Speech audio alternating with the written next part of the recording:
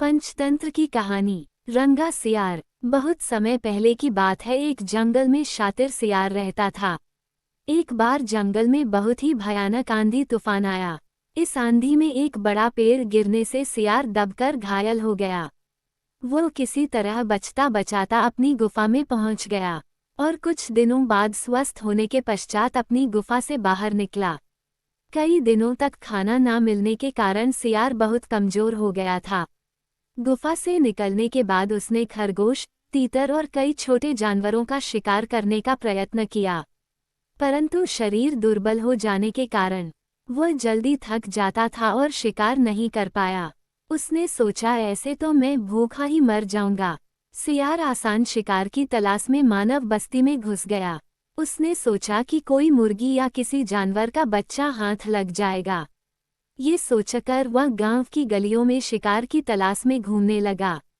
गांव के कुत्तों ने सियार को देख लिया और भौंकते हुए उसके पीछे पड़ गए। कहाँ सियार आया था शिकार करने और अब सियार की ही जान पर बनाई। धीरे धीरे कुत्तों की टोली बती जा रही थी। सियार गली कुचों में जान बचाकर भाग रहा था, परंतु दुर्बल शरीर के कारण वह बुरी तरह थक गया था।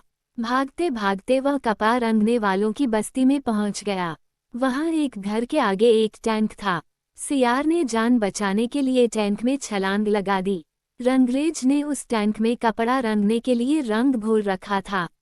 सियार अपनी सांस रोककर टैंक में डूबा रहा। कुत्तों की टोली आगे निकल गई। सियार सांस लेने के लिए ही अपना मुंह बाहर निकालता था। सियार को जब विश्वास हो गया कि कुत्तों की टोली आगे निकल गई, तब उसने आसपास देखा और चुपके से टैंक से बाहर आकर जंगल में भाग गया। टैंक में घोले गए नीले रंग के कारण सियार का पूरा शरीर रंग गया था और सियार का पूरा शरीर नीले रंग का दिखलाई देने लगा। जंगल का जो भी जानवर सियार को देखता वह उसके इस अनोखे नीले रंग को देखकर डर जाता था। जंगल के दूसरे जानवरों को इस तरह डरता देखकर सियार के दिमाग में एक योजना आई। नीले रंग के उस रंगा सियार ने भागते हुए जानवरों को रोका और कहा, आप सब भागो नहीं और मेरी बात सुनो। नीले रंग के रंगा सियार की बातें सुनकर जंगल के सभी जानवर रुक गए। रंगा सियार बोला, आप सभी मुझसे डरे नहीं। आपने मेरे जैसा रंग कभी किसी दूसरे जानवर का नहीं देखा होगा। मुझे भगवान ने यह अनोखा रंग प्रदान किया है। आप जंगल के सभी जानवरों को बुलाकर लाओ। आप सभी के लिए भगवान ने संदेश भिजवाया है।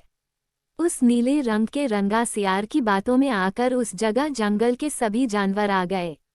नीले रंग का रंगा सियार एक ऊंचे पत्थर पर चढ़ गया और सभी जानवरों को संबोधित करके बोला, मेरा नाम ककुदुम है। आप सभी के लिए भगवान ने एक संदेश भेजा है। भगवान ने मुझे यह अनोखा रंग प्रदान कर पृथ्वी पर जाने का आदेश दिया और पृथ्वी पर जानवरों का कोई भी सर्वमान्य शासक न होने के कारण मुझे यहाँ का शासक बनाकर भेजा है। आप सभी मुझे सम्राट ककुदुम के नाम से जानोगे।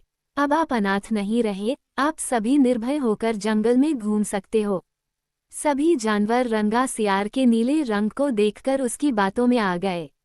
यहाँ तक शेर और बाघ की भी इतनी हिम्मत नहीं हुई कि उसकी बातों को काट सकें। जंगल के सभी जानवर नीले रंग के रंगा सियार सम्राट ककुदुम के आगे नतमस्तक हो गए और सर्वसम्मति से उसे अपना राजा चुन लिया।